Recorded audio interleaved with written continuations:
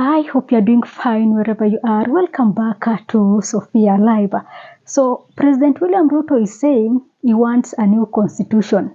A constitution that doesn't require them, political leaders, to consult wananchi before making any decision.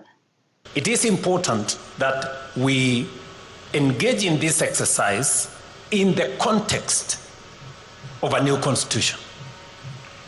A new constitution that does not request us to consult the people. No. Are you shocked? Am I surprised? No. Because we saw it coming. We saw it coming. And last week I said it when they brought up that issue of having an election yesterday. I said it that these people are trying to create a constitutional crisis so that we can go to referendum because, the court can argue that now that because it is not clear, we can go back to constitution and amend it.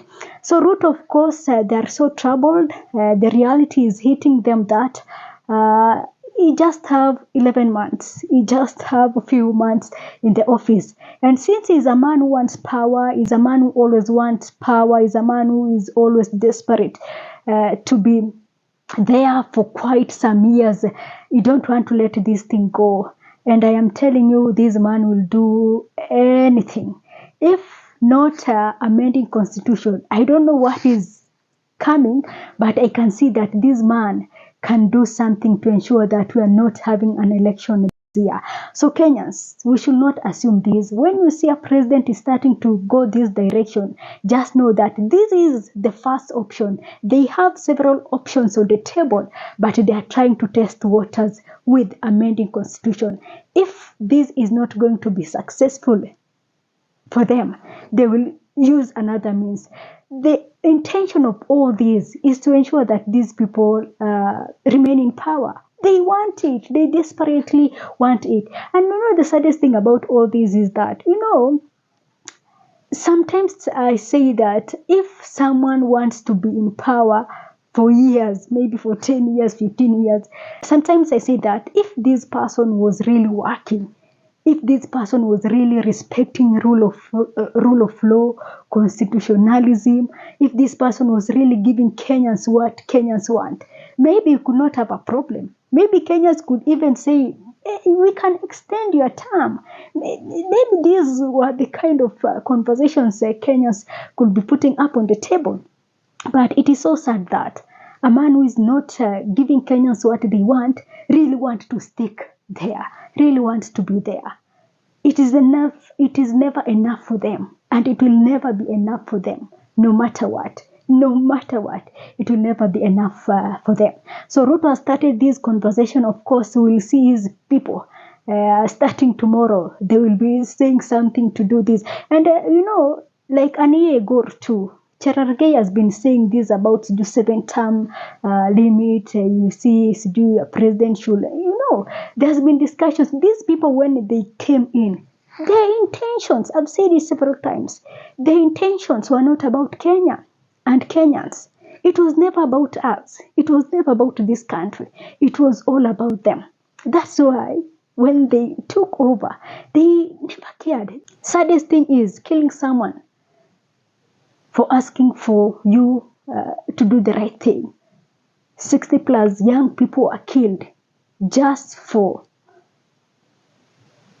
crying for good governance. Imagine you're killing somebody because he or she tells you you really need to do the right thing. That we don't want this overtaxation. We don't want this tax bill.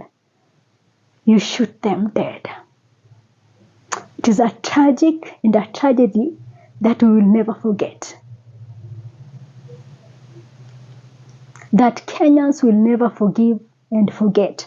So this is a discussion that I'm sure it is going to pick up, and because they want us to say something about it, this man is really cornered. He's not believing that his term is coming to an end. He's not believing that 5 years is elapsing just like that. He thought that he will be there forever. And since he's a man who was working under Moi, and Moi was there for 24 years, he kind of felt jealousy that why not me now? Why not me? I should also be serving for 20 years or so. So he will do everything and anything possible. And we know this man, his profile is straight. We know with the extent at which he can go. This is a man who cannot be stopped by anything. Even if it means people, he will.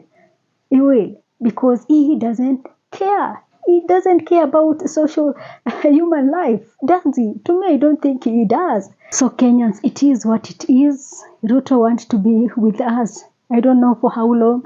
If it is forever, if it is for 20 years, 30 years, forever, I don't know. But since he has telling us this, just know that he's ready to fight for this thing. He's a man who is not ready to let go, because he knows that to them power is sweet, and to them power is about them getting more money, enriching themselves, and controlling everything. He's a man who doesn't want to be under anything. He wants to keep on controlling Kenyans and just doing his thing. But I know that when that referendum will be presented, this man will see that. And for a fact, during the 2020, when Kenya was, of course, campaigning to get this new constitution, and when Kenyans were voting for this new constitution, he voted no. So he's a man who rejected this constitution from the word go. That's why he doesn't respect it. Because I don't know, he predicted that at some point he will be top there, and that it will be, of course, hindering him from doing a lot of things, because this man could have been doing some things that, if not for this constitution, I don't know where we would be as a country, because this man's determination is just to tear things apart, to just destroy things. I don't know why he's so bitter about his life, about himself, that it feels like, I don't know, because I just feel he's a man who is so hurt, who is so bitter. It is all about bringing things down, doesn't care about the people. I don't know, there is a lot. If you have to analyze his life and everything, you can feel like there is something really disturbing him, and he chooses people. He expresses that bitterness to people. That's why, when we talk about young people dying in the street, to me, I don't think he even feels it. To him is nothing, and that it's like it was something that was bound to happen. That is what I read from his moves and everything. But Kenyans, I know you reject that amendment. I know if that they will be bringing that of course referendum discussion, I know will tell this man, no, we have a good constitution, implement it. If you cannot implement it, leave it to others. And it is as simple as that. If you feel like this constitution is blocking you from doing a lot of things, leave it to others. Wachia watu wengine to come in. You don't want to get out. You don't want to respect this constitution, and at the same time you don't want to leave power. Like, it is really, really a lot to process when it comes to talking about, to analyzing this man. It is because you can even get confused. It's like ule mtu ataki kupatia kitu ikusaidie, and ataki kufanya kitu ikusaidie. Yani he's a very selfish man. This man is a very selfish man. But I know Kenyans will remind him that the power belongs to the people. We're waiting for them to table that motion and referendum and everything, so that we remind them that, you people, you know what?